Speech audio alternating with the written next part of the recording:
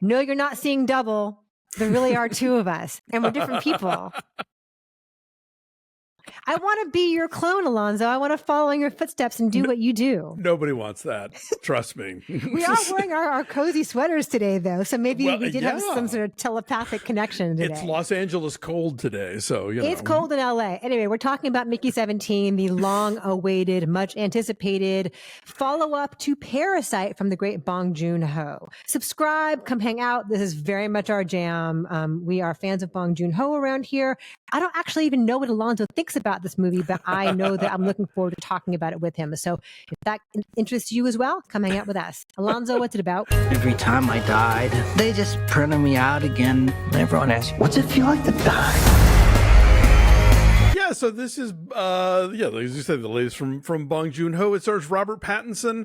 It's set in the near future. It's a dystopic world that is falling apart, and he signs on to an interplanetary expedition and agrees to be an expendable without really having read the fine print to see what that means. And what that means is that cloning technology that has been banned on Earth is still being allowed out in deep space. And so poor Mickey, every time something terrible happens and something inevitably terrible happens, he dies, and they print up a new one, like a 3D printer, even coming out of the printer like a piece of paper. He sort of backward a little and then out again. That was a cool detail. And so, because they know they've got, multiple Mickeys if they need them, they use him as a tester for like airborne viruses and all kinds of, terrible things. So once we really pick up in the story, we're at Mickey 17. And they're attempting to colonize a frozen planet that is populated by a race of, they're kind of like a cross between like roly-polies and water buffalo, I guess. They're like these gray suede armadillos. Sure. Yeah. And we'll go with that. They're hideous, but also kind of adorable. Exactly. And the assumption, of course, is that they are lethal and dangerous. But when Mickey is nabbed by one and assumes he's going to be eaten, it turns out it doesn't go that way. And so when he survives and makes his way back to the base, he discovers that they just assumed that he died out there, and he meets Mickey 18, and complications ensue. This is Bong in like Snowpiercer Oakjaw mode. In a lot of ways, yeah. Yeah, it is sci-fi. It is about things. It is commentary. Mark Ruffalo is wearing Tilda Swinton's old teeth from Snowpiercer, maybe a little more subdued. But playing a politician who will seem familiar in the contemporary vein. As a friend of ours recently said, people used to think that every story was about Jesus, and now we think that every story is about Trump. I mean, this for sure is. He's got a catchphrase and like a cadre of red baseball cap wearing hangers on. Oh, yeah. It's not subtle. No, fluffy hair. Nothing is subtle in this movie. But it's a lot of fun. And Pattinson is game. He is affecting kind of a Bowery Boys accent. He's just sort of this hapless guy who's doing the thing. But it's fun, and he's fun. Stephen Yeun is his friend, who is like completely untrustworthy. You've got Mark Ruffalo and Toni Collette as the powerful politicians. Naomi Ackie as Mickey's true love, but then also the other Anna Maria Bartolome, who I don't know that I've seen before. Yeah, you have. Want to know why? She was in Happening, the French abortion drama Happening. Okay, her, yes. She's so good. She's also plays a key role here. I like this a lot. I thought this was a lot of fun and funny and observant and, just wild visual and big swings in the way that you would expect. It could lose 15 minutes in the latter half, but generally speaking, I was on board for this. I haven't watched your out of the theater reaction. What was your take? I really wanted to love it, and I thought it was kind of a mess. And I loved his performance / performances and how they have to be distinct, but then also each has to evolve a bit as they learn to work together or whether they even can work together. And the visual effects are totally seamless as far as every misadventure he gets himself into and how they have to work together. I liked them both with Naomi Ackie. She's got, a great energy to her. But it is so hitting you over the head with its themes. It is so incredibly obvious. And I agree with what Bong is saying. This is based on a novel called Mickey 7. And he's added more printings of more expendables. So he's gotten himself up to 17. Ideologically, philosophically, I totally agree with everything he is saying here, but he's saying it like without the slightest shred of subtlety. It becomes very repetitive. The stuff with Mark Ruffalo is amusing at first and then gets so tiresome so quickly. He and Toni Collette both.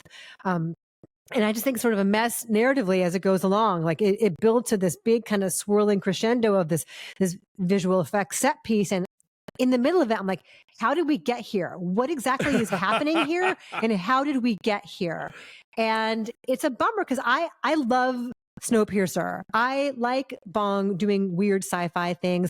I like The Host. I like Mother. But especially, I think, compared to Parasite, like anything would have felt like a letdown after Parasite. And this is a very different kind of movie. It addresses the same kind of themes that he's always interested in exploring as far as economic disparity and like destruction of the planet and just exploitation of people and resources. Like these are his topics. But I think coming from like the exquisite precision and tension of Parasite to this being, as you say, like a wild big swing, I don't enjoy him in this vein, in this instance of it, But I think for me, I think within about the first 5 minutes, I was like, okay, this is not Parasite Bong. This is Snowpiercer Bong. And Snowpiercer Bong lays it on thick.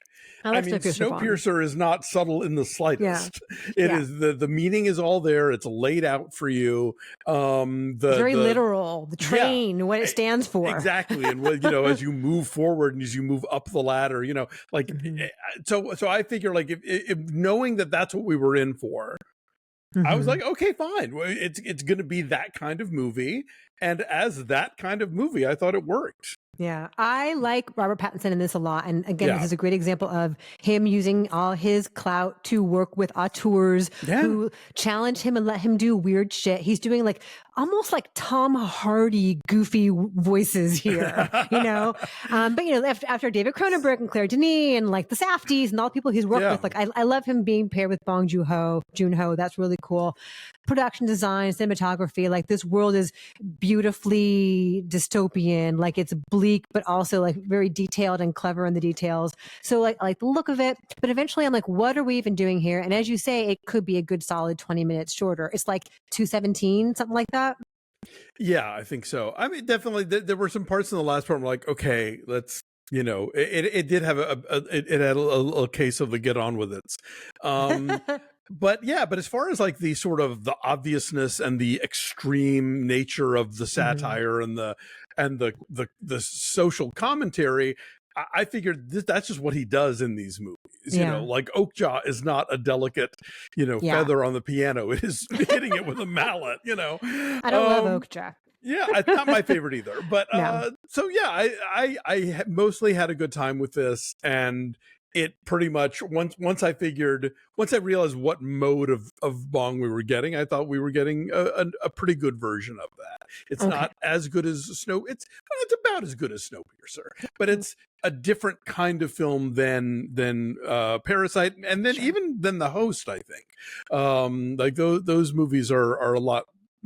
He's got a softer a way of kind of working in the ideas that he wants to get to. But I kind of liked watching him unleashed upon a very big budget, giant studio like Hollywood, Brad Pitt's production company kind of film. Warner Brothers. Yeah. And I think he makes full use of that opportunity. And, it is all up there on the screen. Okay. What's your number? I'd say like a 7.8. You know, it's a lot, but you know, sometimes you're in the mood for some maximalism, you know. Oh yeah, this is that. I'm going to say a 6. Okay. I reviewed it for Ebert and gave it 2.5 stars. I was kind of torn between 2 and 2.5 stars and ended up going with 2.5. So 6 for me. But you should see it. Like if you like Bong Joon Ho and you're curious to see his Parasite follow up, like don't let my number suggest to you that you shouldn't see it. Like it's worth seeing and talking about afterward. So. It's certainly not lazy or like phoned in. Oh no! He's going for it. He's committed. He's committed to the bit. Okay, let us know if you see it.